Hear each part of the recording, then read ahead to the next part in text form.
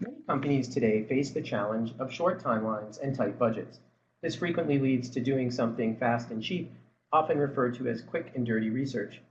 What quick and dirty really means is that the research will have lower standards for methodological rigor than traditional market research. Some typical shortcomings include the following: biased samples, such as only talking to specific groups that are easy to recruit; conducting qualitative research, such as focus groups or one-on-one interviews, but treating it like quantitative survey data, complete with percentages and projecting it to a market as a whole; or conducting quantitative surveys, but doing so without any upfront qualitative research, and therefore without really knowing the right questions to ask in the survey in the first place. All of this enables companies to get research results quickly and inexpensively. The problem is that the results are often worse than doing no research at all. Quick and dirty research provides poor guidance because methods do, in fact, matter. Biased samples and other flaws lead to inaccurate findings.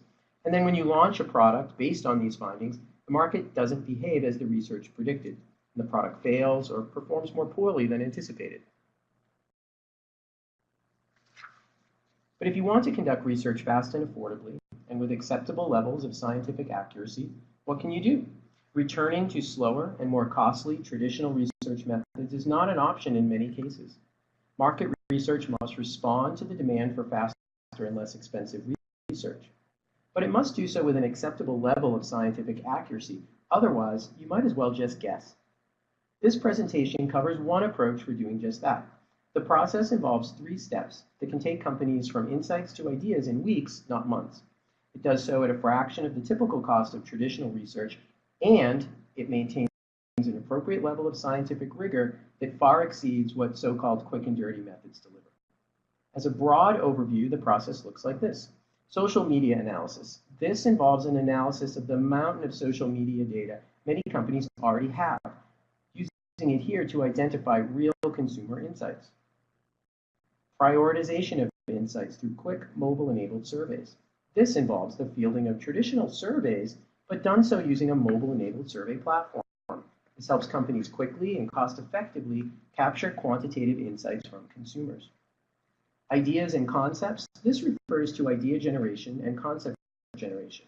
It involves utilizing online tools to allow for co-creation with consumers using solutions, using a solution that is game-based, or often referred to as gamified. We'll discuss each of these 3 elements in turn, and I'll now turn it over to Carmel to discuss social media analysis. Carmel? Thanks, John. Let's begin with step 1, gathering insights from existing social media data.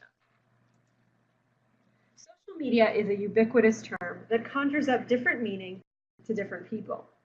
Facebook and Twitter for some, LinkedIn and Instagram for others. For our purposes here, social media includes these outlets and many more.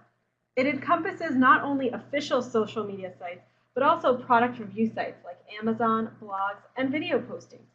In short, social media relates to anywhere consumers discuss your company's products and services online. When consumers utilize these various modes of social media, they share their experiences, discuss their likes and dislikes about products and services, ask questions, and post their wishes for what the product or service could become. Many companies consistently and effectively evaluate social media for spotting trends. Social media analysis is often used to track media mentions and buzz around particular things like marketing campaigns. Many companies also evaluate social media for consumer ideas about new products or services. Although analyzing social media for purposes of identifying trends, tracking buzz, or finding a product idea is useful, it's not the focus of this webinar. We'd encourage you to pursue these activities, but the purpose of this webinar is to discuss how companies use social media in particular to collect powerful insights that can drive innovation. And in this area, many companies continue to struggle with how to make sense of all the data. When it comes to using social media to gather insights specifically, the first question that typically comes up is, which type of social media is best for insights gathering? While sites like Facebook and Twitter may offer some insights, the content on these sites is typically not detailed enough to gather in-depth insights. Therefore, we find that product and service reviews, as well as forums, online communities, and blogs, typically have the richest information for insights gathering.